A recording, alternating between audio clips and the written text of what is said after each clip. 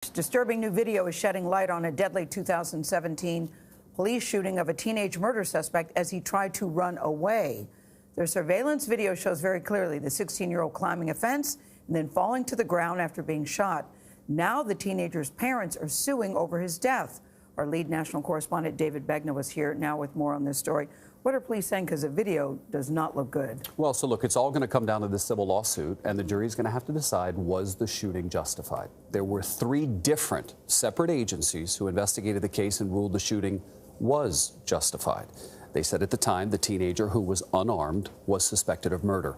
But the family's lawyer says, just look at this tape.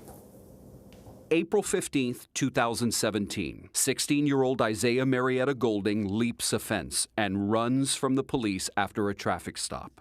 He makes it 8 steps before an officer on the other side of the fence pulls the trigger and shoots him in the back of the head.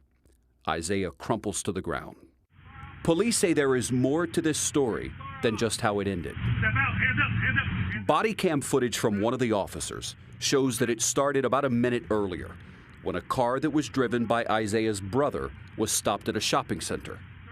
Backward. Both had been suspected of a deadly shooting that happened the day before. Down on your knees.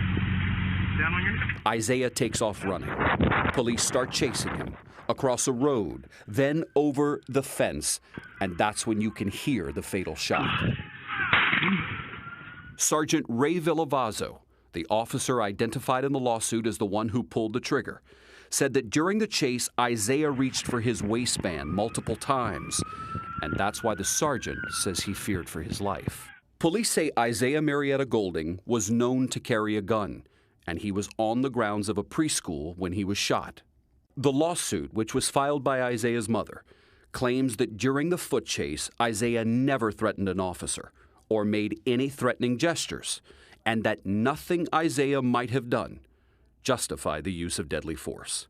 Stuart Chandler is the family attorney. You can't say that every time an officer fires a gun, it's automatically okay. There has to be a line where you say, this is not acceptable, and this is one of those cases. So the police in Fresno say Isaiah's then 17-year-old brother, who was in the car with him before the shooting, was arrested and pleaded guilty to the murder the brothers were suspected of committing.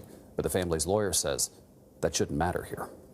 Yeah, police have to answer a lot of questions. You look at the video, he's still running away, and he's shot through a fence, David, from the back. Yeah, a bullet shouldn't be used in a case of pursuit, it would seem to me. Right. But I guess the police are saying... He looked like he was grabbing his pants, not grabbing his waistband. I guess when you're there on the scene, you don't know. Yeah, there's a lot of commotion in a scene like that, but it does appear he's just running away. It'll all come down to what the jury decides. The police say it was justified. All right. Will 12 members of a jury agree? We shall see. Thank you very much, David.